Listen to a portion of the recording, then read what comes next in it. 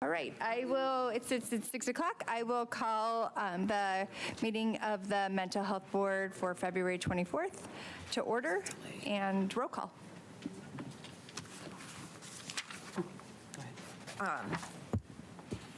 Christina Brune. Here. Adam Carson. Here. Linda Hawk. Here. Deanna Kell. Here.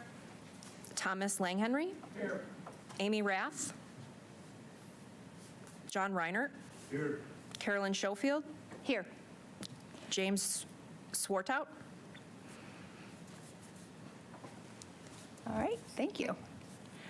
So we'll move on, and just to let you know, Lindsay I think this is officially your first meeting running. It is. So welcome and thank you.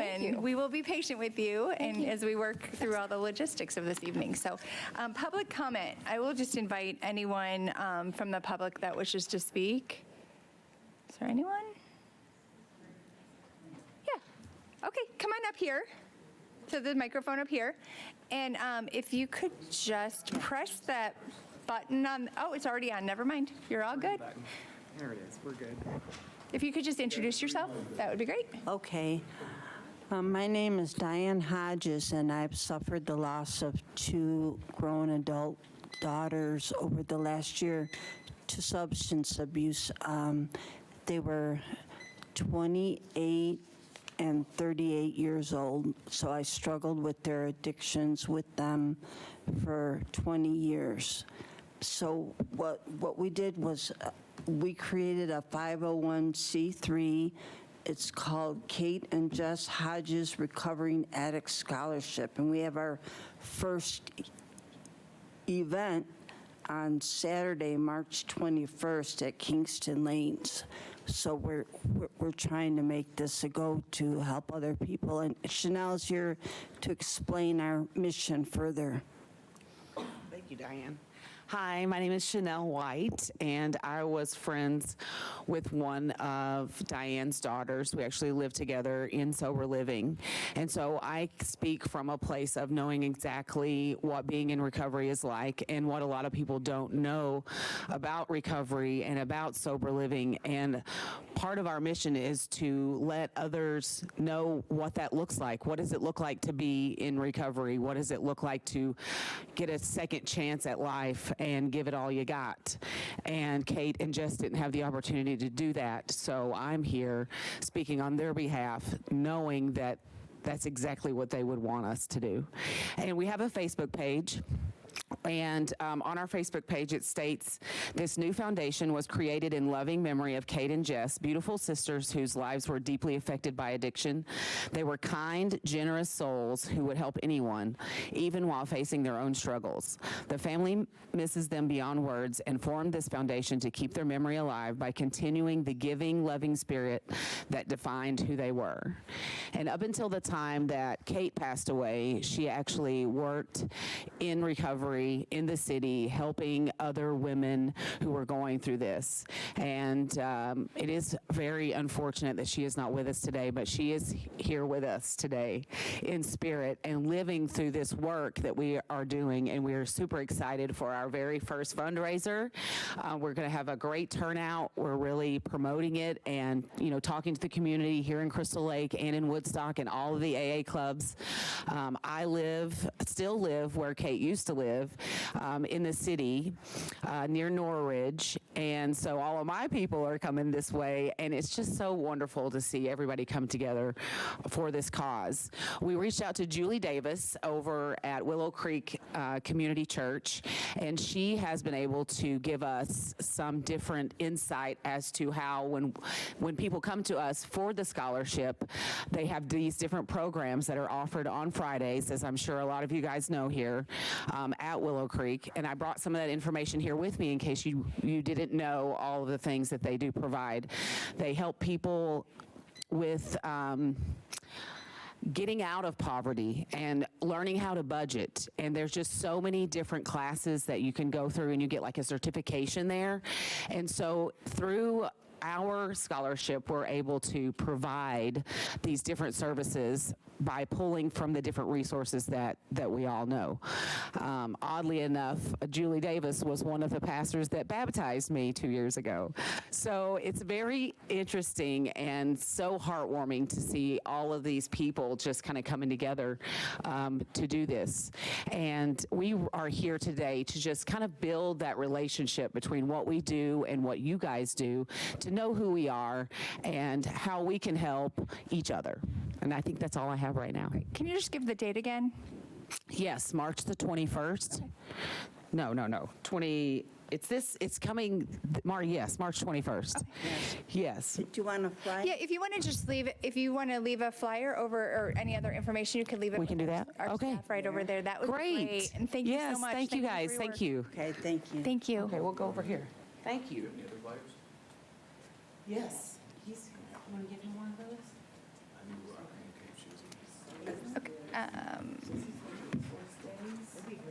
Then Darby. Yeah, thanks. Hi, I'm Darby Carbone. I'm the program manager at the Autism Resource Center, Options and Advocacy. Just wanted to provide a brief update on our programming. Recently, our 11 to 17-year-old clients attended a community-based event at Extreme Wheels. Events like this provide meaningful opportunity for social development, peer connection, and confidence building in an inclusive setting. The feedback from those who attended and their caregivers has been very positive. We can also are seeing a continued growth in our Spanish caregiver support group since offering a supervised activity room for our children during the meetings. Attendance has steadily increased. Providing that support has removed a key barrier and allowed caregivers to fully participate in building connections with each other. Coming up, we're excited to host a similar event at Extreme Wheels for our 6 to 10-year-old clients, ensuring our younger participants also structured opportunities to build friendships and practice social skills in the community. Finally, I'd like to invite you all to attend the Caregiver Conference coming up on March 14th at MCC. It's hosted in collaboration with MHB, Options and Advocacy, Clearbrook, Service Inc., Independence Health and Therapy, and Hammer Tree Financial Services. The conference will feature multiple breakout sessions led by many community partners, along with a session presented by myself.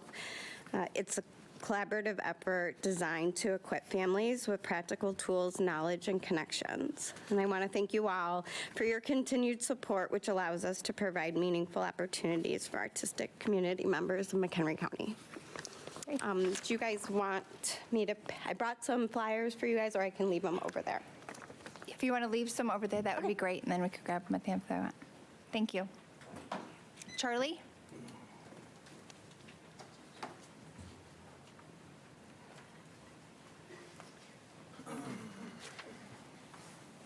See, I'm a little taller. Hello, everybody. I'm Charlie Sullivan, Live for Lolly, Director of Programs. Just wanted to say thank you for your continued support. You guys have been funding and helping our program for over a decade now, I believe, and we've been making some good changes. So one thing I want to touch on here, we've been doing an extensive educational program. So we've hit up 11 schools in the county in the past 6 months. We've reached over 1,000 students with our fentanyl education. We're hoping to double that this year. I mean, when it comes to prevention, educating the kids is the most important thing to bring down overdose deaths, reduce the amount of people struggling with substance use disorders. And our education program is evidence-based and proven to be effective. We get so much positive feedback from the students and the teachers who see it. And the early intervention when it comes to the kids is our best pathway for all the prevention, like I mentioned. So when prevention is critical and leads to less people struggling with substance use. So if someone uses substances before the age of 15, that's probably going to lead, have a 1 in 4 chance of that leading to an addiction. However, if they wait till the age of 21 and over to experiment with substances, that drops to 1 in 25. So we really got to reach the kids young, give them realistic education, not just like scare tactics like the DARE program. The DARE program made me very curious to try drugs, actually. So it had the complete opposite effect. So that's one thing we're really trying to reach more schools. If you guys have connections to more schools, we'd love to get into them. Another thing I want to touch on is our SMART recovery meetings. SMART, if you don't know what that is, it's like a peer support group meeting, kind of like AA or NA. However, it's more like science-based and cognitive behavioral therapy-based.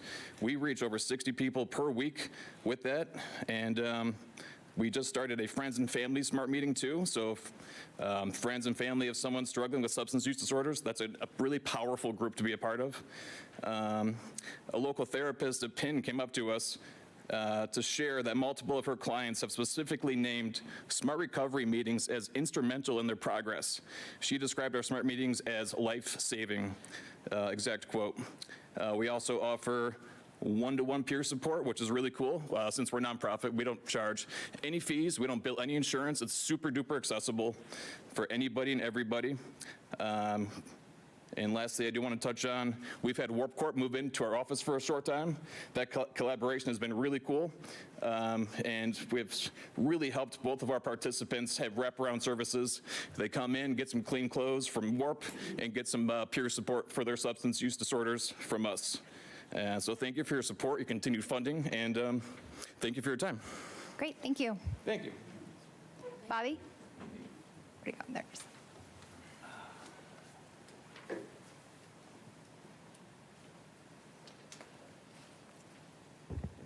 Hello, I'm Bobby Gattone. I'm here to talk to you today about a peer support program that I've been working on recently that I think would be a great opportunity for the county to add. This is... Should I wait a minute? Don't worry. You can Am I keep going. waiting for- You're good. That's cool. It doesn't bother me, so I got 3 kids at home, it's fine. So this is a peer support program that it utilizes an app that could be used for Android or iPhone. It's a healthy alternative to social media. What's exciting about it is it could be used by any of the providers, and really our intention would be to have anybody in the county have access, and anyone who's a participant from a funded provider have access. One of the main aims of this app is to help address social isolation, which obviously contributes to suicide rates as well as substance use disorders and relapse in substance use. According to the Kaiser Family Foundation survey, 47% of Americans who report having a mental health condition say that they always or often feel lonely or socially isolated. As much as I'd like to say we can motivate everyone to go out to the other side for a meeting or wherever else there might be a recovery group, the reality is a lot of people are at home on their phones, using Facebook for various recovery groups, subject to the algorithm and all the paid advertisements. Social media algorithms contribute to feelings of loneliness by prioritizing high engagement content that fosters unrealistic social comparisons and creates echo chambers of negative self-thought. So what's exciting to me about this peer support program is it does everything that McHelp does. It also has crisis services. It was helped to be developed by clinicians. It could be used as an outcome collection tool to get better outcomes for the county. It can also be used to push surveys and data collection from the providers. It can be customized and used by each provider to host meetings virtually and to give updates to their participants on meetings. What I picture is if this was adopted, you have somebody who, say, starts in one program in a detox, moves to another provider who's providing sober living. Maybe they have peer support services for their mental health condition through another provider. They're all on that same app, and it's all integrated. So I'd love to talk more about this, maybe in front of the committee of the whole, where I could actually present with colleagues on how the whole program works to see if it could be adopted by the county. So if you could consider that, I'd appreciate it. Thank you. Great, thanks. Is there anyone else that wishes to speak? Sure.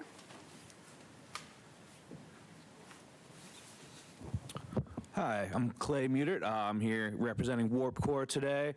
Just a quick update on our programs. As Charlie from Live for Lolly mentioned, unfortunately, our street outreach program did have to move out of the train station depot, where we had a free store with donations, food, all the supplies that our clients may need.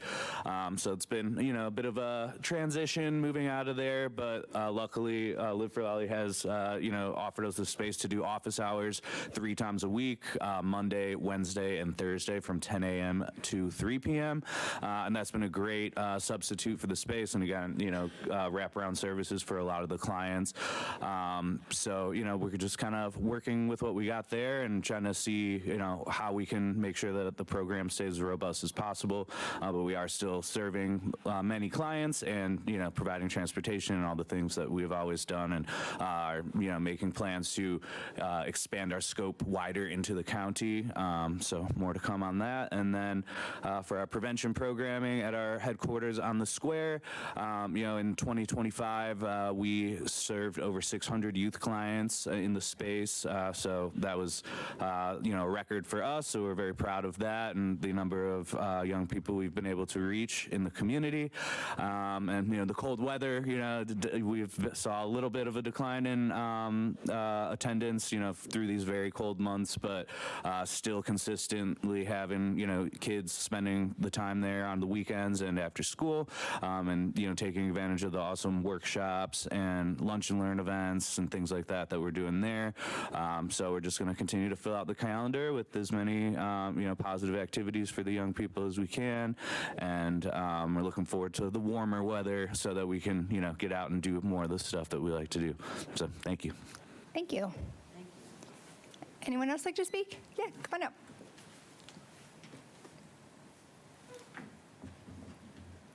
Hello. Sorry. I'm Sonia Richardson. I'm the new director for McHenry for AID. This is my first time doing the public speaking thing, but I just want to give a quick update on what we're working on. Since I'm new, coming from Aurora, we're doing a lot of upgrades over in our buildings because, we've been a little bit behind in terms of the organization. Some of the things that we're on the lookout for resources is finding accessible things for clients who want to get outdoors, but they can't necessarily walk or do too much exercising due to mobility issues. So if anybody has any kind of resources for that, we are looking for those things. And also just kind of making more connections out here. I've noticed that we were a little bit isolated, so I'm trying to get our names out there, get us out there, and really get us to be involved in the community excitedly. So just giving a quick update there, and I will probably have something better with numbers and stuff when I'm more prepared. No, great. Thank you for the introduction. I appreciate it. Yeah, very good. Thank you. Anyone else? All right, then I'm going to close the public comment portion of the meeting, so I appreciate all of the public attending tonight. And then next item on the agenda is approval of the minutes. I'm looking for a motion to approve the minutes of the January 27th, 2026 and February 7th, 2026 special board meeting, the regular board meeting and a special board meeting. Do I have a motion? Motion to approve the minutes from January 27th, 2026 and February 7th, 2026. Motion, do I have a second? Okay, there's a motion and a second. Any discussion? Okay, all those in favor, Can you approve those with some minor Scribner's errors that we found? yes. Okay. Is that fine with you both on the motion, with just some Scribner's errors? As amended. Thank you. Just, yeah. Okay, thank you. So all those in favor? Aye? Aye. Any opposed? All right, those will pass. Next item is presentations. We don't have any presentations, so then we'll move on to reports. So President's report. The main thing I just wanted to say, Bridget and I and Tom went to Pioneer Center this morning. We had a nice visit there, and they did a great job. So anyone that wants to go out, they did a really good job giving us a tour of both their day program as well as PADS. So it was very informative and met the people that we fund, so which was nice. And then I also met with CASA and their new funding. position, I guess, that is there. And I know it's not one of our provided agencies, but I just wanted to let everybody know that I'm out and about in the community and having those discussions. Bridget and I do have a few other meetings with either agencies that we provide for or others in the community, nonprofits that do provide services. So I wanted to keep you guys, and I'm looking to get out and meet and tour, and and if people invite, I try to make time to do it. So I will continue to do that in this new role, and I just wanted to keep you all informed. But when we go out, we'll also we'll invite another board member to come with us. So I think you all saw that one, and Tom was able to come, so thank you. I also wanted to report that actually Bridget and Chris and I just had a Zoom meeting this afternoon with CMAP, who was working on a housing readiness in McHenry County, and they're doing it right now with the county.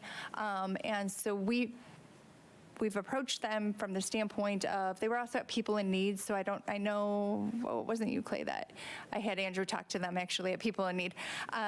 Just looking how to bring more affordable housing to the community, more accessible housing into the community. So we started those discussions today, and we will, how mental health, as we talked about in our development day, how mental health really ties into housing and affordable and accessible housing. So we will continue those conversations, but we had I think a nice meeting today. So if anyone has any input, or any thoughts on that, please, and maybe we'll share the housing readiness. Once we get it and it's finalized, we can share it with the board member as well. So I think that's all I had. So operational report, Bridget, is there anything with that? I don't have anything to add unless anyone has any questions. I guess I shouldn't say that. The one thing I have to add is that the date that's not on here is May 7th is our Mental Health Board Town Hall from 5 to 7 here at the Mental Health Board building.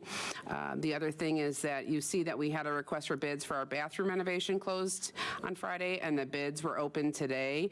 We did receive 3 bids, and we will be reviewing those this week and going forward with our bathroom renovation. So that's very exciting. Great, thank you. So I move on to 5C, finance updates. I'll turn it over to you, Linda, as the official treasurer, and if you want to defer, you can, but I will officially hand it to you for an update. I will defer that to you this time. Okay. Oh, I'll defer it to Melanie. Okay.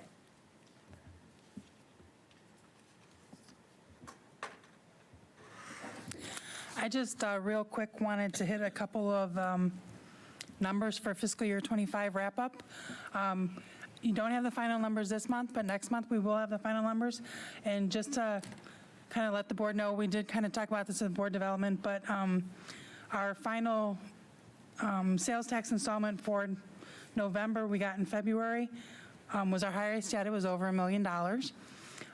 And for the year we're wrapping up, we had anticipated about $10 million in sales tax revenue, and we're actually at $11,156,000. So it was a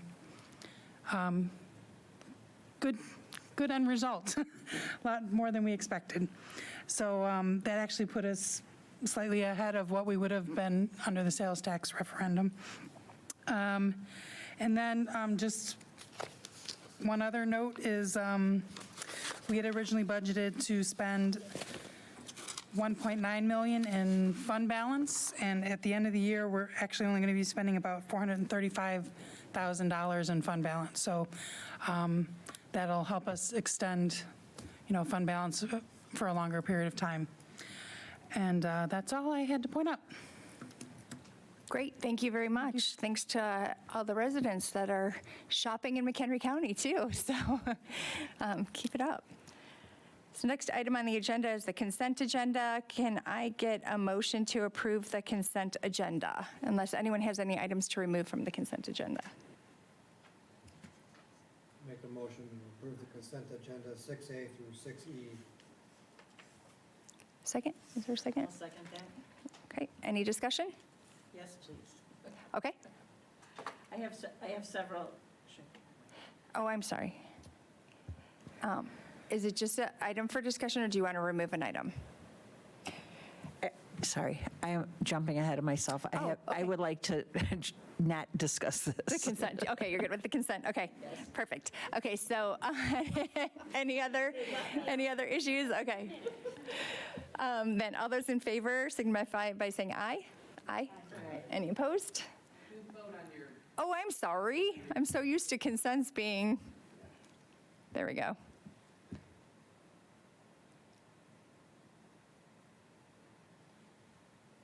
All right. All right, that motion passes. Okay, so now we'll move on to item number 7, old business. Number 7A, under employees relations, or employee relations, I will start this and then maybe if Melanie or Bridget want to chime in. But we brought this forward because we kind of had the initial discussions at the board development day that in our budget, we have had $2,000 for employee relations that have gone unutilized in the past. We had consulted with our attorney, and well, first it was so probably October, September, had asked about why we were not utilizing this money, and long story, but the county wasn't sure that we could use it, but then we had discussions and further discussions with our attorney who confirms that we are able to use the employee relations if there are special circumstances or above and beyond, or there's reasoning above and beyond like regular employment. And I feel like the last year in 2025 in particular, we've seen a lot of changes within the board, within the staff, within the administration. So it just felt like it was really an appropriate time to reward our employees for being there for us, working longer hours, having a little bit of instability, and yet, doing it with grace and pushing forward. So I wanted to bring this forward. We can have further discussion if anyone has any ideas, but I guess when I had discussions with the attorney, we were trying to think of different ways how we could reward employees or show that appreciation, and the kind of feedback was, well, everyone likes cash. So I guess that's what I'm proposing is, maybe like $150 for those that were here in the year 2025.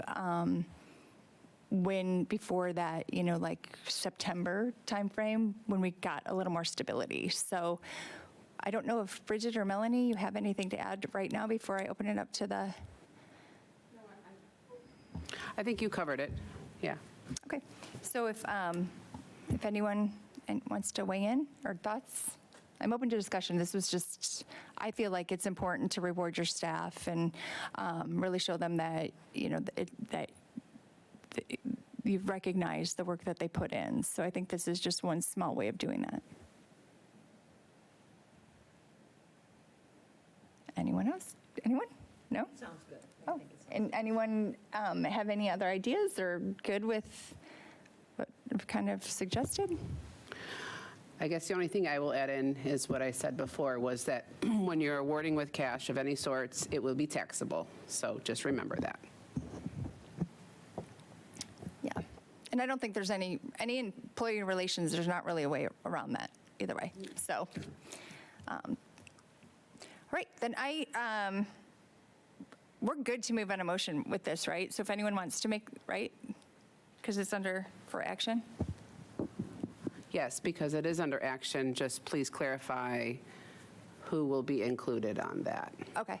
And the other thing I wanted to add with it too, before we go to that, is this, again, clarifying this would be for the 2025 year. It would come out of this year's budget, which is $2,000, but because we were too late last year, we also had $2,000 that actually went unspent last year. So really we had that rolled into our fund balance, just to let you know. So this would be for the 2025 year in particular. I would anticipate having another conversation, maybe like September of this year, or sometime towards when we get a feel for how the year is going, and maybe other thoughts on how employee relations could evolve going forward. And then that would leave $500 if we did, I think we figured there were 10 staff here before September. in 2025. And so that would leave, $500. And if we felt it appropriate, we could always add, knowing that $2,000 went unspent last year. If we felt it was appropriate, we could have that discussion later in this year. Yes, Linda. I like that concept. Can that money also be used for a, like a gathering or a party, or is that off the table? I'm thinking with $500 and looking at it in the holiday season, we could maybe do something then, but I don't know if that's an allowable expense. I don't think it was off the table as far as the discussions with, we just need to clarify how we need to justify it, I think is, how it would fall. But it's definitely can be a further discussion, yeah. Any other questions? Or is there a motion? I'll make a motion that we use employee relation funds to provide a thank you for the staff that was here during the time period of 2025 when there were so many changes and everybody picked up extra, that we would like to thank them for that. So that's my motion. Okay, is that, That's probably Claire, did you hear? Oh, yeah, the amount. in the amount of $150 for each of those employees. Is there a second to that motion? Okay, Chris seconds it. Is that clear for you, Bridget? Yes. Okay, then we can vote on our, oh wait, any discussion? Okay, then we can vote. All right, that motion passes. All right, moving right along. To 7B, so outside network grant writer utilization. And I also wanted to bring this up because, as I said, I met with CASA, although we have had communications with other organizations in the past, and I know we've talked about this, and I don't think we've ever come to any sort of firm commitment as far as how our grant writer will be utilized. I mean, I know we've invested in a grant writer.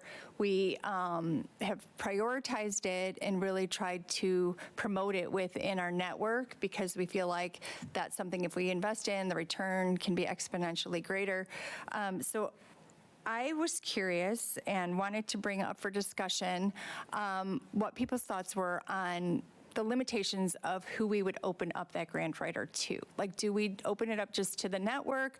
Do we open it up to nonprofits? Do we open it up to people that apply for funding but may not get funding? I just wanted to kind of start that discussion and see if we could then kind of take that information and maybe develop some sort of policy out of it as how we could utilize that. So Chris, you want to start that? Sure. I mean, we've even talked about opening like the network council meetings up to non-funded agencies because the purpose of it is to create a network. Like our purpose is to fund social services in McHenry County in the interests of supporting mental health, substance use, and intellectual disability needs. So that doesn't mean that we only have to serve the people who are funded. So, I think that allowing our grant writer to provide that service to a non-funded entity is in keeping with the purposes that we had in mind when we arranged to secure the services of the grant writer in the first place. I'd like to see us be, judicious about how we allocate their hours and have it be to, a social service entity, a nonprofit social service entity that is serving, citizens of McHenry County in, intellectual disabilities, substance use disorders, and mental health. So happy to have other people jump in also. Yeah, that's great. Thanks. Anyone? Do you have something? Okay. Oh, hold on one second. Okay, let me grab Tom first, and then I'll grab you, Linda. Grant writer program is something that we're offering, and like you said, I'll second that, is that it's county-wide that we want to provide these services to the nonprofits that are out there.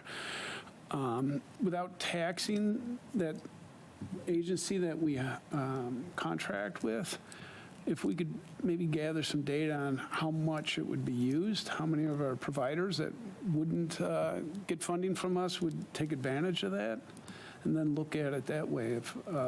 And then the cost, if it does expand the grant writing significantly, would that be an additional cost for that contract that we have? Bridget, do you want to take that?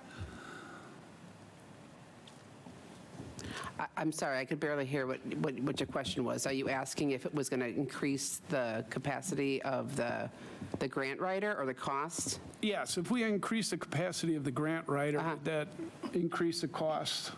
So at this point in time, the grant writer has capacity. We have a couple people in our audience that use our grant writer quite a bit, and I see them going, oh, please don't give away our grant writer. So they do have capacity, okay? But I do also believe that by giving it out to people outside of our network, we're still not going to meet capacity. And if we do, our board has said in the past that they're still willing to increase the amount of funding that we would give to the grant writer to increase the capacity even more. I think we have capacity grow now, and as long as you would be willing to put more funding into this, we have capacity. That was kind of a circular answer, but there is the possibility we would have to increase funding if we went outside of our network. But it is my understanding our board finds that to be valuable. Yeah, and prior to you being on the board, we did have those discussions last funding cycle, and we were looking to actually increase the amount that we contributed in that line item, and we didn't need it at the time because they weren't even maxed out with the dollars that we were already investing. So we were willing to make that investment, and then we left it. We'll see if we can get it utilized and utilize it more, we can have that discussion on increasing the investment into a grant writer. So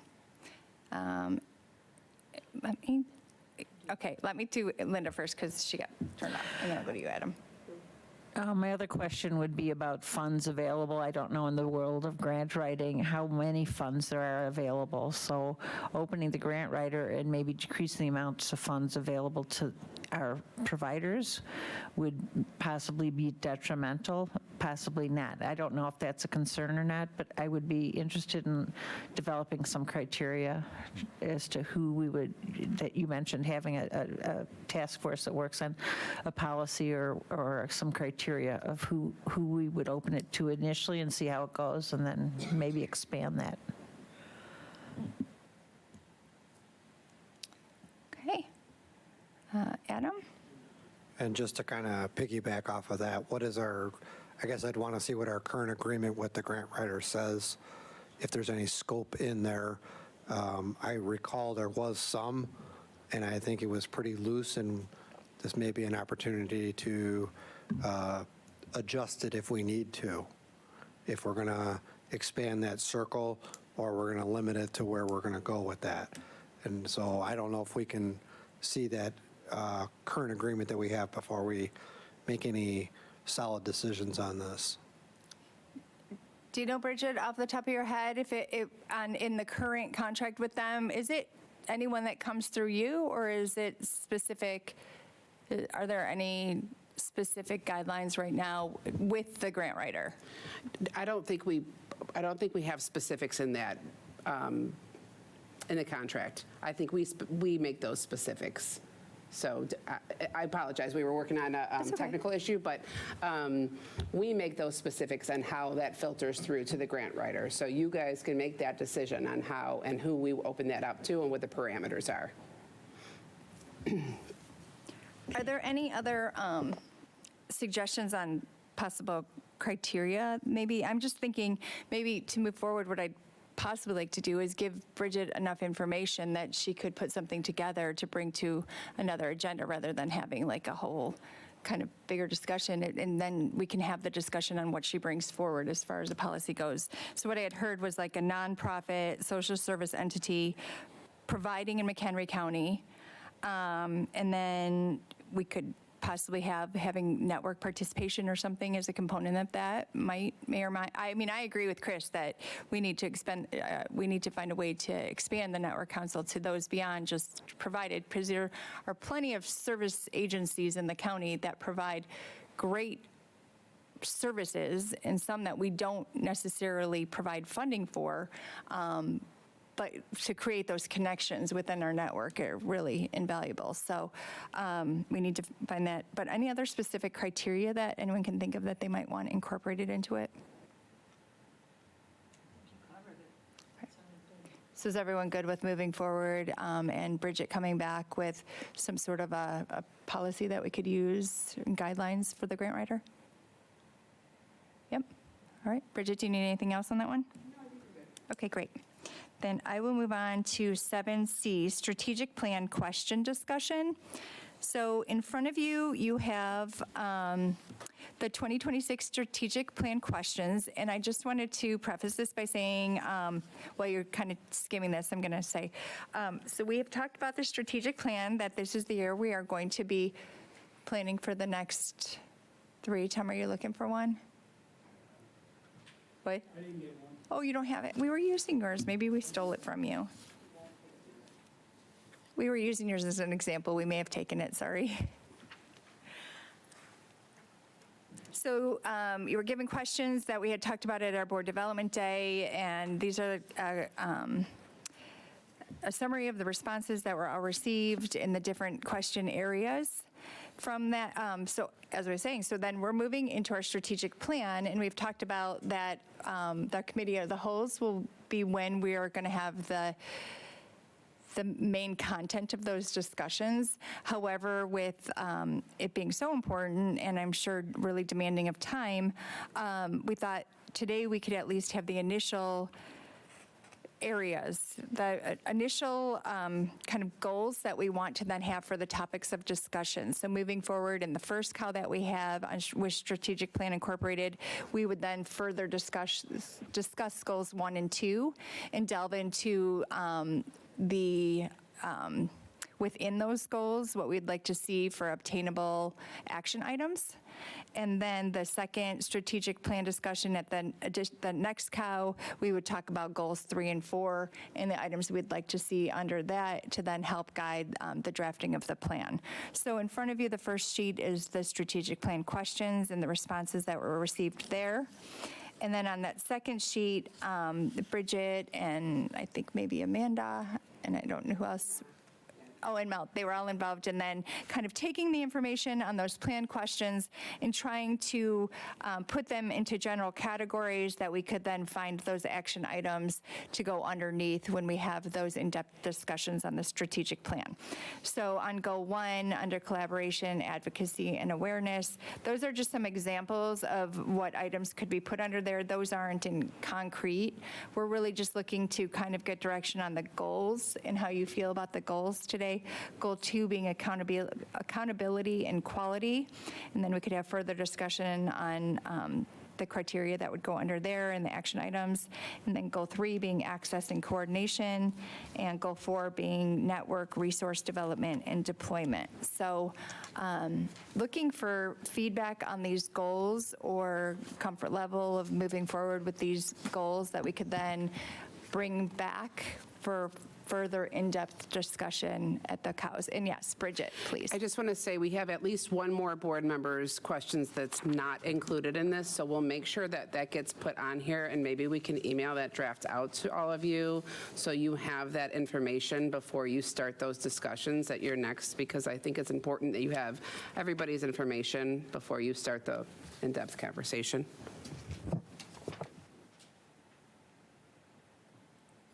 Give you a minute to look, and then if anyone has any kind of feedback, in particular on the goal headings, and they don't need to be, I mean, if we do tweaking later, it's not like this is set in stone, but it's just a guide to then drive those discussions that we'll have at those cows. We're hoping for just more focused discussion areas and give people an idea of the feedback and kind of input that they could give us to drive that strategic plan. Yes. Chris. I'm not sure if I'm answering your question properly or not, but I'm looking at goal 2, and I think some of the potential components of that have to do with, data utilization, evidence-based practice, outcomes evaluation, things like that. And so we have accountability and quality as the title, which, accountability is good and quality is good. And I wonder if that encompasses the use of data to understand needs and outcomes and service delivery processes or not. I don't ask me for a better I was just going to ask you that. Did you hear that, Bridget? Yeah, it is really soft today. You're saying that, did you say that you don't feel that what's underneath them is not necessarily accountability and quality? Is that not necessarily? The title seems too small. Okay, all right, that's Maybe fine. another word to encompass, like how you're utilizing that data? Yeah. Oh, that's good. Information-driven decision-making was her suggestion or something. For goal 2, information. Yes, to include in there, using that data to drive decisions. then. Perfect. Anyone else have thoughts or suggestions? Or are you comfortable with these 4 goals is also what I'm looking for, because then we'll take a deeper dive into them.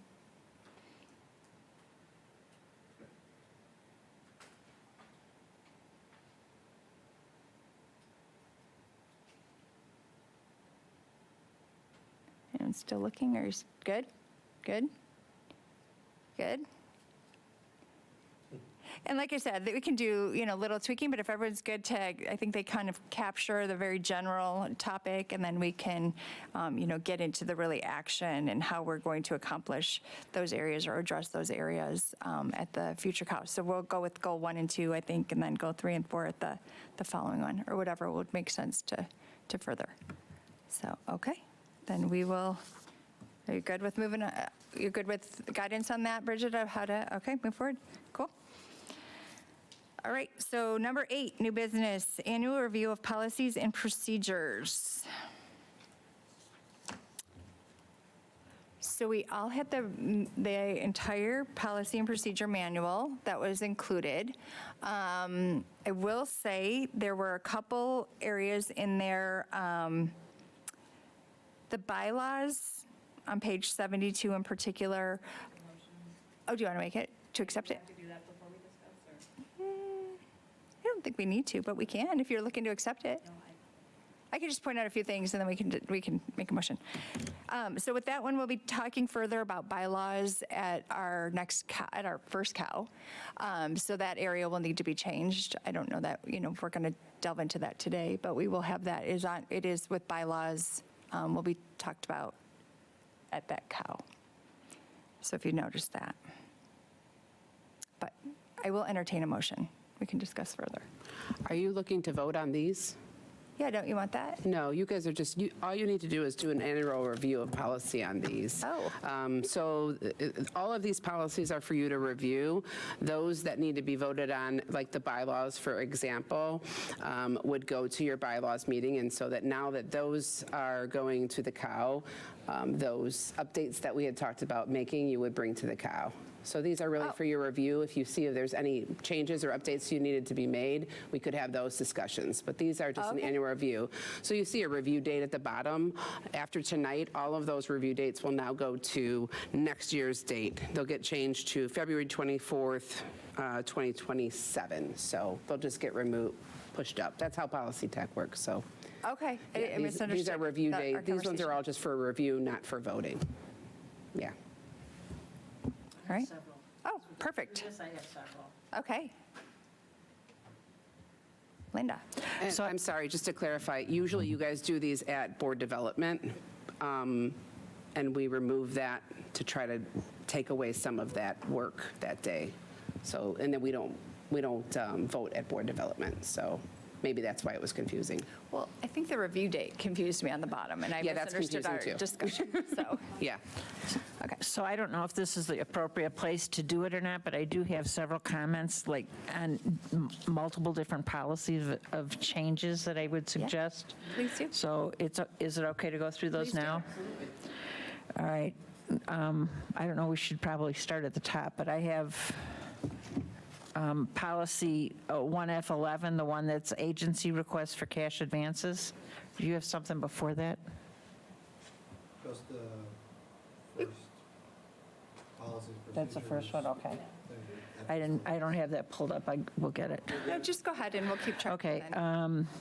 on that policy, we have on the bottom of page 1, under A, 1C, it talks about verification by the compliance and operations manager. And do we need to change that title? Yes. Yeah, every time you see compliance and operations manager, it will be changed to deputy director. Okay, thank you. And the other change that came up is that CARF sections are on many of the procedures and policies, and I don't know if you want to leave those or not. So through this, we are CARF accredited through 2027. Right, April 27, 2027. Perfect, So those okay. will stay in our policy until then. All right, and then on page 3 of that same policy, it talks about the order of business for regular meetings of the Mental Health Board, and it has reports by each of the committees. And I think since we're updating to a COW mechanism, that we need to straighten that out also. So we're on policy, agency requests for cash advances. Oh, no, I'm not. I'm on board policy rules and procedures. And did I skip some with that? Yeah, So let's go back and just go to each policy. so the next one will be approval for legal services, if you have anything on No, I don't. that one. Audit and appeals policy and procedure, No. so then we're at board policy rules and procedures. Okay, 1B1, Board Policy Rules and Procedures on page 3. It has the order of business for the regular meeting, and we're calling it an operational report, I guess, now, instead of a president's report? Or instead of the director's report? Correct, yeah. And then we have committee reports. And are we going to continue to do the committee reports? Because we are having a COW procedure, we could still do that, but I don't know if that's going to be the process that we're doing it. My suggestion is you would bring this policy and the bylaws policy to the COW meeting, and you, we make these redlined, and you vote on those, because those are board-specific. Okay.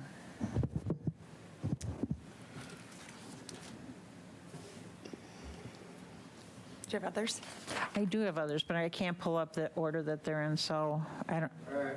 if you would. Next one will be board rules relative to telephonic attendance at meetings. Nope, nothing. I don't know if anybody else Capital does. funds request. Nope, Chain of command, no. contractual relationships, funding allocation. Yes, I do. On page 2 of that one, it talks about, and I was a little confused by this. It says that if an agency is initiating an allocation request under $30,000, that the executive director can approve or deny that? And then. It's a reallocation. It's a okay. And then the next sentence, explain that to me, because that was confusing, those two sentences.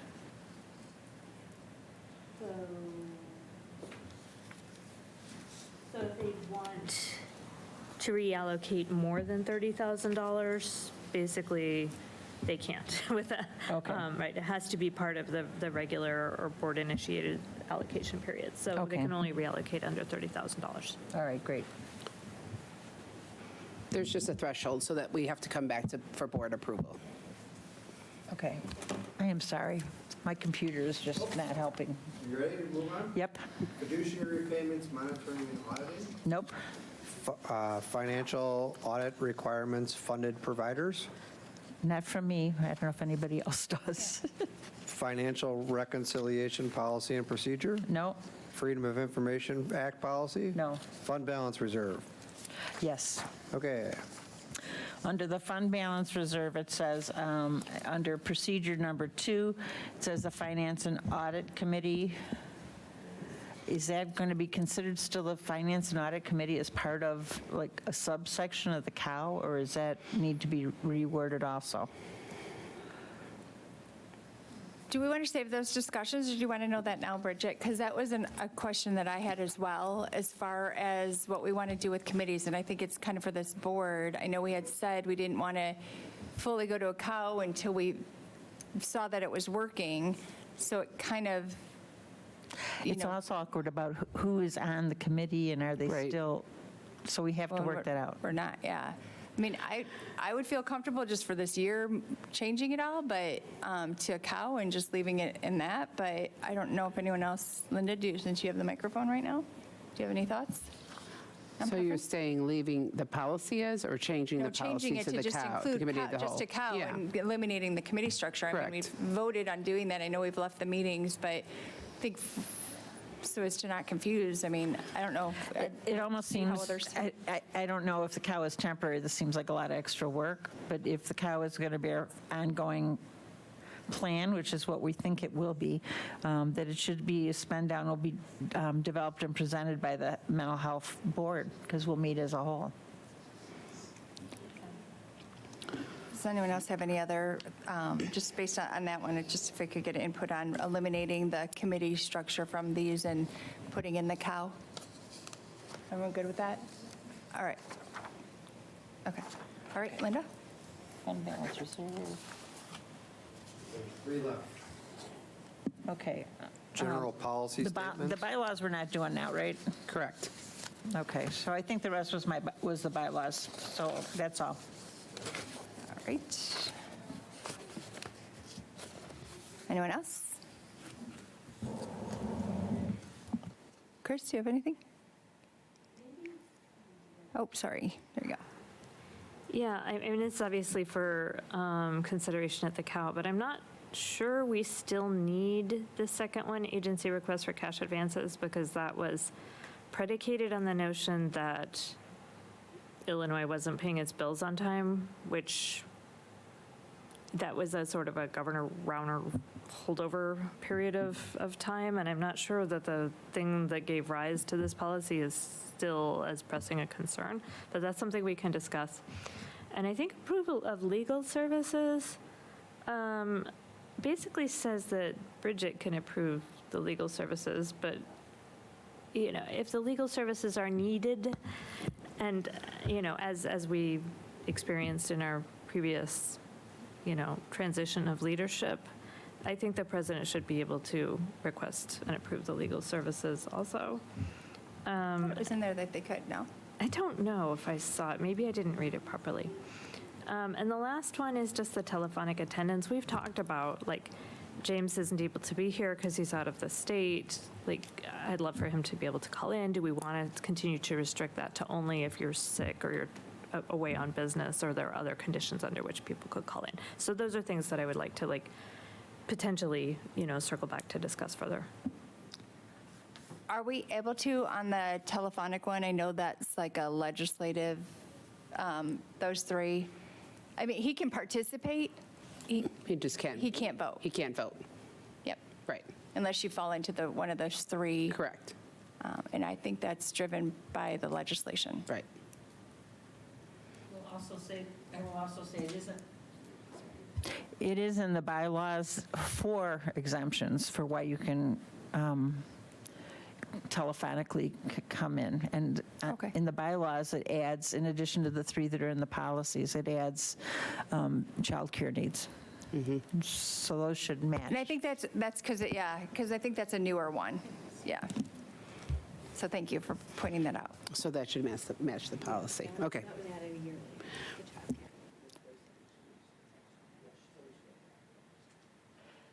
And I think it's like emergency childcare or something like that too, isn't it? I don't know, however it's worded, but I know that's a new one incorporated into the legislation too. Any other comments on these? I have one additional one under chain of command, because unfortunately we found ourselves in a situation a couple months ago, and we referred to the chain of command on here, and it was obviously the president to the vice president, but it stopped there. And so that kind of is what forced us to have a special meeting and call, I don't think we ever anticipated that the president and vice president would, at the same time, not be in that role. So I think we need to have a discussion on what that chain of command would look like. I would suggest at least going through all of the executive board in the chain of command as far as what that would look like, going from like president to vice president, and then either like treasurer, secretary, just so, we'll never lose all 4 of them at the same time like that, but, just to have that in place in case we find ourselves in a similar situation in the future. So I don't know if anyone has a suggestion or thoughts on that. Bridget, do you want more guidance, or? No, I mean, I suggest that you put it in the bylaws, as we had discussed. Robert's Rules of Order makes a suggestion, so we could follow Robert's Rules of Order and put it to the bylaws that way, or you can have your own discussion as to how to do it, so. What do they go to? Secretary, but then do they It have? goes to secretary. Well, the secretary would open the meeting, and then you would have elections, so, yeah. Yeah. Yeah, okay. Right. Yeah, and, yeah. Right. Okay. And then there's nothing, okay. I just think we should maybe, have that and then go all 4, is what I would suggest, just in case we needed it. All right, so anyone else? Any other thoughts? All right, then this will come back to us at the next COW, correct? Yes. And will all the policies come then that we've discussed that need changes? Okay, along with bylaws. All right, great. Then if there's no other ones on that annual review, then we'll move on to the next agenda item of members' comments. Oh, sorry, Linda. Okay. I am not going to be here next month for the first COW, and I'm really sad about that, but I'm going to watch it live because I believe, and I'm asking, is that my only option? Because I can't call in telephonically, or I can call in telephonically and then not vote? Is that what it is? Okay. Correct, Thank you. right? Yeah. Yeah, you just can't participate in the voting. Yep, but we'd love your participation. So, yeah, that would be great if you could call in. Okay. Tom. Okay, I'm just going to expand on our visit to Pioneer Center. Myself and Caroline and Bridget visited Pioneer Center, and I'm going to just put them in the spotlight for a little bit because I think they were doing some great work over there, and it was all new information to me. But we met their executive director, his name's Frank, and the operations manager, Jason, at their building located in McHenry. He gave us a tour of the center and talked about the 3 pillars of advocacy that they do. One being developmental disabilities, behavioral health, and homeless services. They have a staff of about 200, and in their developmental disabilities section, they serve about 600 people. Through community-based services, including residential housing, community day programs at the center, and community employment services. A little smaller pillar that they have is the behavioral health services. They serve children, adults, and families, offering group homes, outpatient therapy, and runaway homeless youth services. And then the third pillar that they provide to the community is a homeless shelter. And that's also located in McHenry on Route 31. We were given a tour of this. It's about, about 10,000 square feet, a space that they are given rent-free in this building. And they house a homeless shelter, which is 24/7. And they serve about 85 people, individuals and families, annually at this, with temporary housing, and up to about 90 days that they do. But with that, they try to bring them back into the community and get stable housing. So those clients that come in are provided with case managers that help them with special needs and support services. But in that shelter, they really try to improve upon their dignity and treat each one individually with special services and care and empathy. So they provide them a wealth of information and unique services that they may need. And a lot of them that come in through their program also have dual diagnosis and areas that they may need to really be self-serving of themselves. So with that, I'll just add and say that I was impressed. I want to give a shout out to Carrie, their operations manager over there. She was wonderful.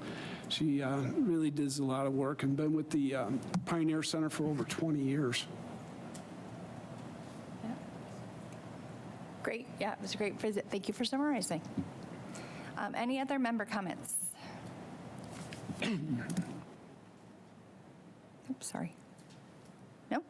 Then I will, there's no need for an executive session, so I will entertain a motion to adjourn, noting that our next regular meeting will be Tuesday, March 24th. But do we have a cow before that, or is the cow after that?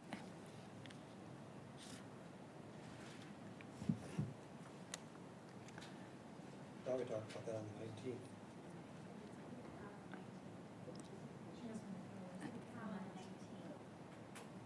Yeah, thank you, because I thought it was before. So our next regular meeting is scheduled for March 24th. However, we will have a committee of the whole meeting at 5 o'clock on Thursday, March 19th. So if I could have a motion to adjourn. So moved. Second? Second. Okay, motion and a second. Any discussion? All those in favor, signify by saying aye. Aye. Any opposed? We are adjourned. Thank you.